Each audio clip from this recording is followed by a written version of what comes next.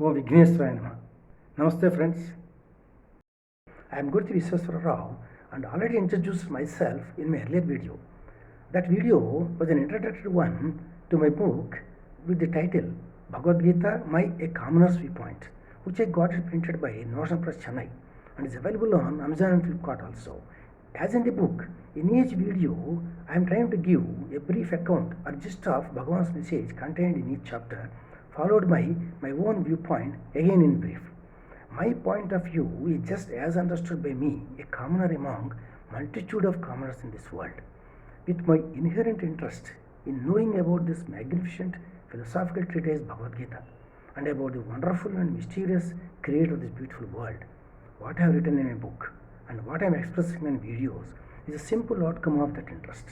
Whatever my viewpoints spent in the book are being expressed again in these videos, I sincerely expect them to be valuable to those who have absolute faith in the God Almighty.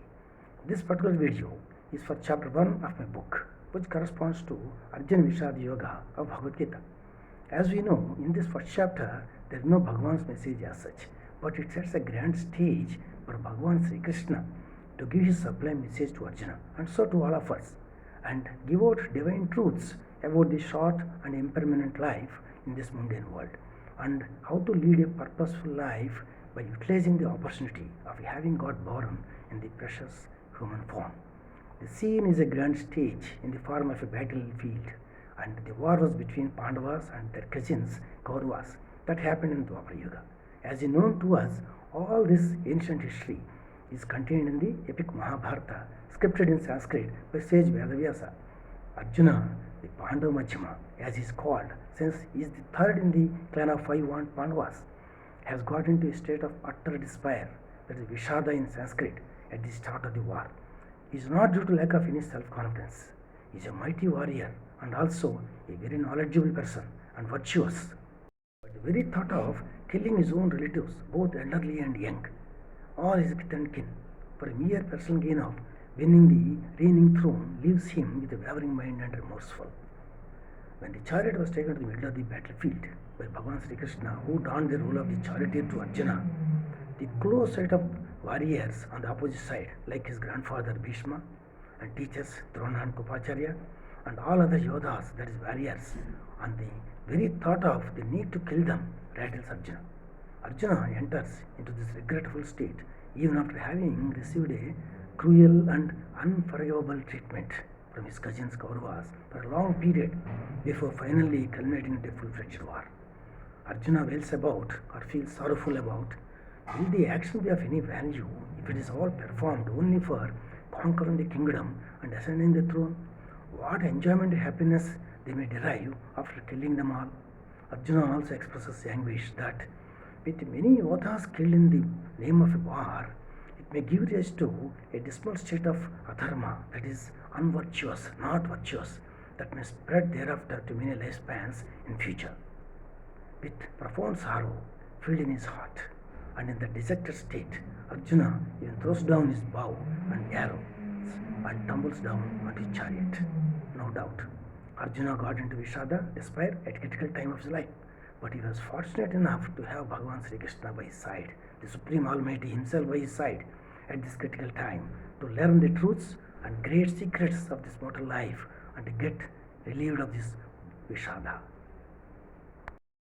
This ends the first chapter, Arjuna Vishada Yoga. Now I give my viewpoint on this chapter. Arjuna got into this Vishada or despair at a critical time of his life.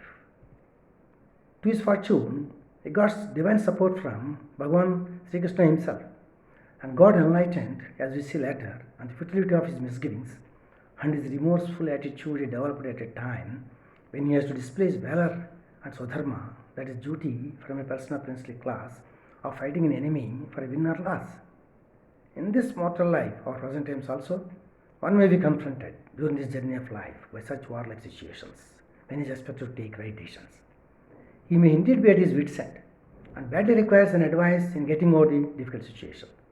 So, like Arjuna, any human being may get perplexed not once, but many a time during this journey of life by such right situations, and one may get into a state of mental depression also.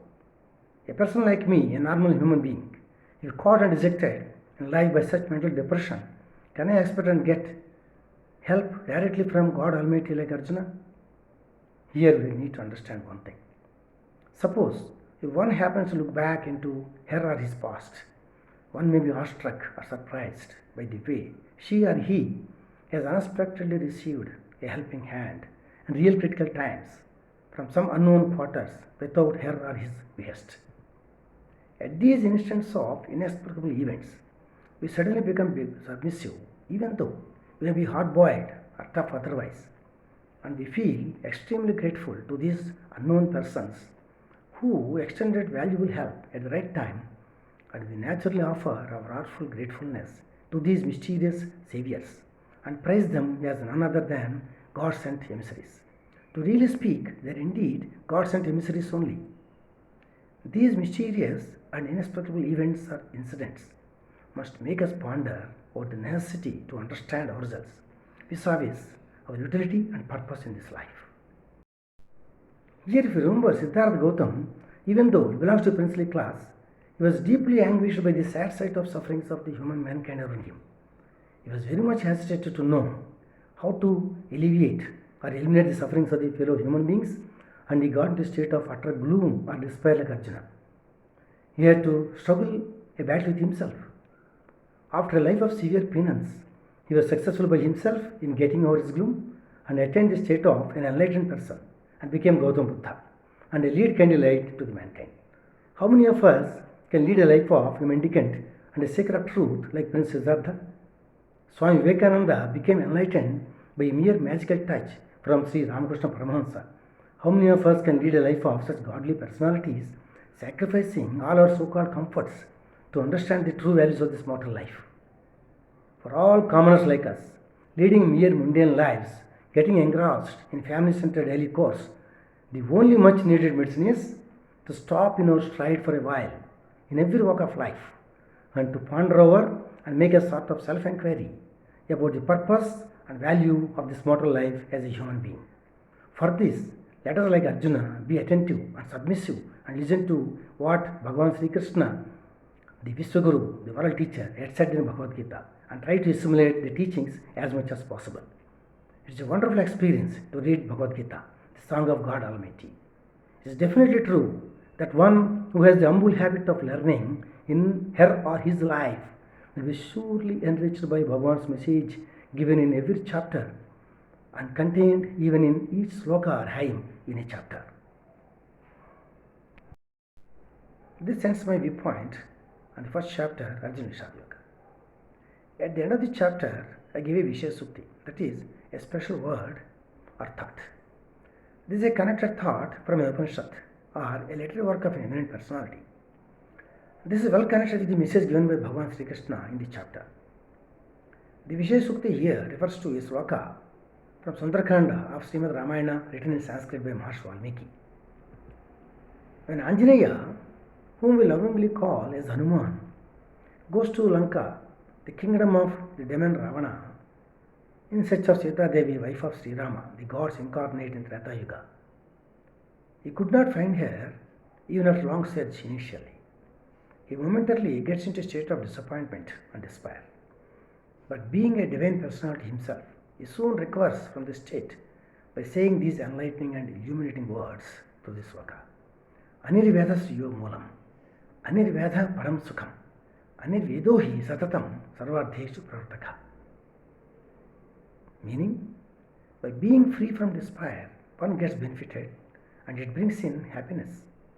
Then only one can achieve his objectives and fulfill his wishes. With renewed vigor, Anjaneya searches for Sita Devi and finds her. He conveys her the safe tidings from Sri Rama and gives great leave to the Holy Lady. Before I leave you, friends, I wish to say a few words about the necessity to keep absolute faith always in the Creator of this world. As we all know, anyone in deep distress and desperation loses self-faith first and then may lose faith in the God Almighty also.